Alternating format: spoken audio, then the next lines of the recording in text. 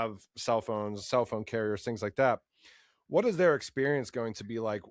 You know, people that are just receiving a phone bill, are they going to see improvements as far as the way that they pay their bills or the way that roaming charges come across? Like maybe just a little bit of explain that just for the people that aren't necessarily tech gurus, that are just like the normal everyday people that are using kind of cell phones and carriers and all that stuff. So I think first and foremost, because you're taking inefficiencies out of the system, right? So and understand that this industry works on a very thin margins, right? The carrier industry.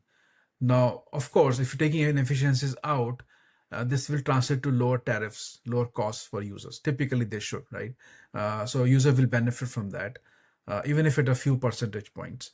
Number two, you have a lot of bill shocks and disputes today because if a consumer roams between different geographies and you get billed wrongly, but because operators have there's an issue with operator settling it at the right price and all that, and maybe you end up using more than you were eligible, and then you are given a higher bill, right? For example, so a lot of the disputes and bill shock that arise would be eliminated dramatically, right? So fewer errors means happy consumers, right? And last but not the least, because I talked about verifiable records on usage and maybe quality of service, now users can have transparent access to this blockchain verified real-time data on what they're consuming. So I think essentially, if you look at from a consumer perspective, they get more trust and less friction.